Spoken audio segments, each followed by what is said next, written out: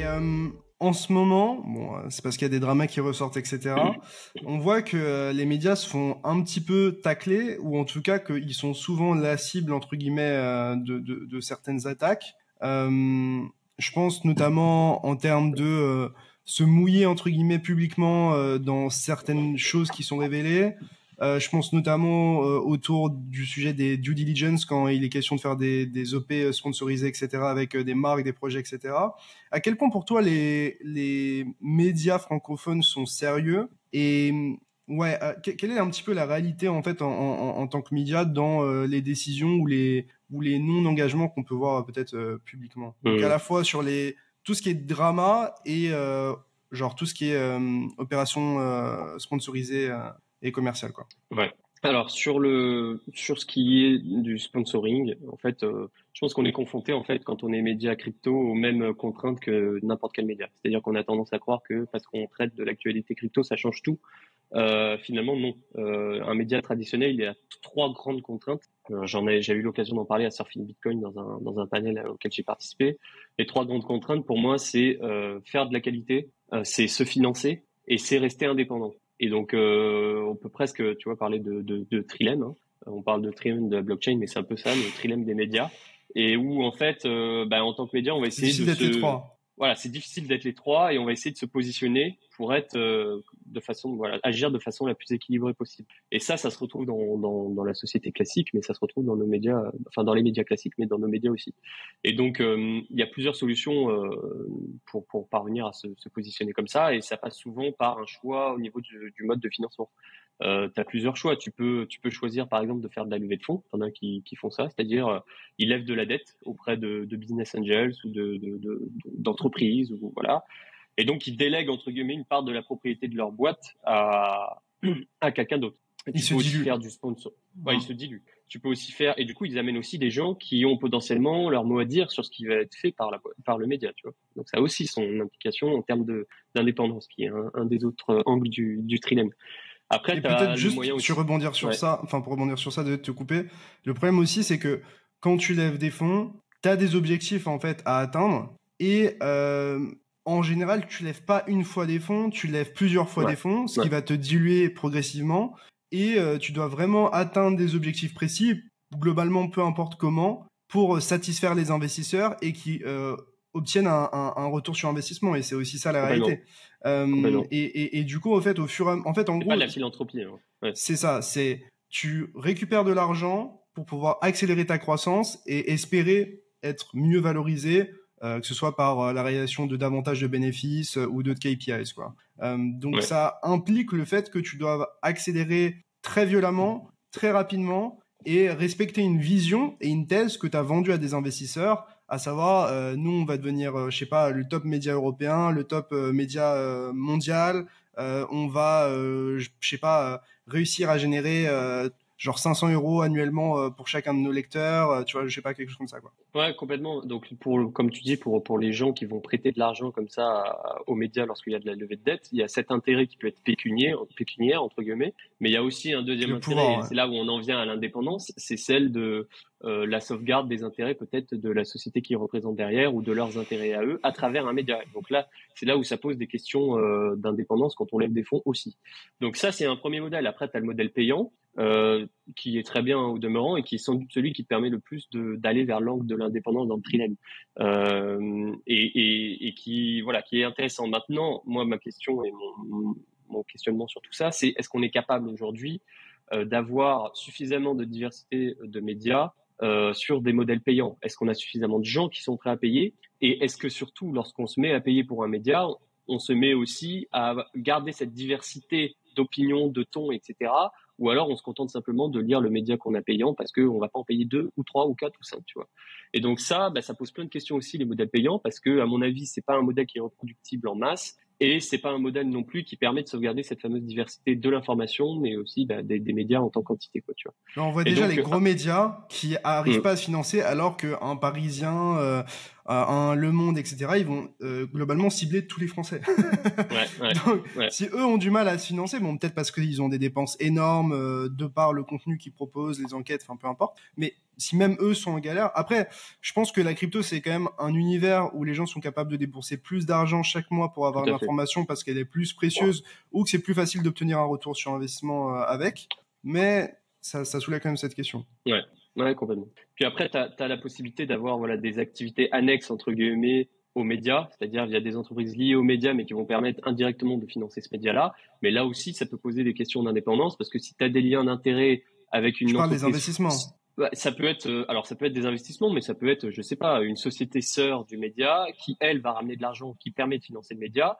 Mais en fait, cette société sœur, elle a aussi du coup des liens d'intérêt qui posent question sur le traitement qui va être fait dans les médias. Donc ça revient un petit peu au même que le dernier mode de financement, qui est donc le sponsoring, qui est une sorte de publicité un petit peu, où tu vas mettre en avant des partenaires sur ta page de façon déclarée, c'est-à-dire que il faut être transparent sur le partenariat qui est fait. Et ça, c'est le mode de financement qui a été choisi par le JDC, qui est donc, comme du coup vous l'avez compris, comme nos auditeurs doivent l'avoir compris maintenant, un mode de financement avec des avantages, des inconvénients, mais comme tous les autres entre guillemets, quoi. Et donc aujourd'hui, ce qui se passe dans notre écosystème, c'est que on a des médias qui ont pris ce mode de financement, qui est le sponsoring, et qui le font avec le maximum de sérieux possible. Je pense au JDC, je pense à Coin Academy, je pense à Cryptost notamment, qui sont les 3 grands médias à mon avis pour moi aujourd'hui.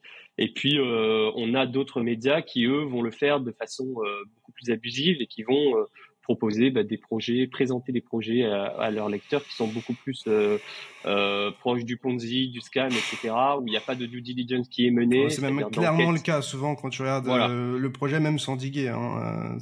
Ça saute aux yeux, quoi. Tout à fait. Et donc nous, le JDC, tout simplement, les associés ont choisi au moment de fonder tout ça, de se financer de façon interne, de ne pas passer par de la levée de fonds. Donc il n'y a aucune entreprise qui détient aucune part dans le JDC. Le JDC est détenu par les fondateurs et les... Comme Coin Academy, pour le préciser. Voilà, exactement. Et donc c'est ce mode de financement-là qui a été choisi pour justement garder cette indépendance qui est celle des fondateurs, qui est celle de ceux qui ont monté le média et avec la vision qu'ils avaient au moment de monter ça. Et donc on a un système de sponsoring où on essaye d'être au maximum, le maximum possible transparent, où on a des sortes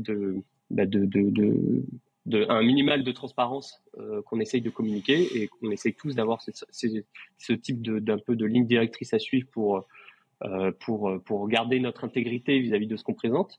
Où on a un refus de peut-être 99%, 95% des sponsors qui nous sont proposés. Ça, c'est l'envers du décor, c'est qu'on a des gens en interne qui passent leur temps finalement à analyser, évaluer les risques associés à certains projets, le sérieux de certains projets, l'intégrité, et donc voilà, c'est comme ça qu'on fonctionne aujourd'hui. Il y a des pour et des contre, mais en tout cas, c'est un système qui a permis au JDC de rester vivant depuis maintenant 6 ans, et vu l'écosystème dans lequel on est, c'est déjà un bel exploit, parce que c'est très difficile de traiter l'actualité médiatique de ce secteur.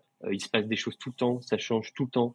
Il faut être capable de réagir tout le temps. Il faut être capable peut-être parfois à 23 heures de sortir une breaking news parce qu'il y a une info lundi, une heure mardi, qui va sortir, qui va samedi, dimanche. C'est il peut y avoir quelque chose qui va changer. Ouais, exactement. Il peut y avoir quelque chose qui va changer la face de l'écosystème en quelques minutes, quoi. Avec FTX, par exemple. Je pense à FTX, par exemple, je pense à l'UST, Luna, etc., tous les Black Swan qu'on a pu connaître. Et donc, il y a un besoin d'agilité très important. Et donc, je pense qu'on peut déjà être fier d'avoir réussi à survivre, d'avoir des milliers d'articles publiés sur le site, des centaines de vidéos sur YouTube, des milliers de tweets aussi, et de réussir à entretenir ça depuis 6 ans en survivant à chaque bear market.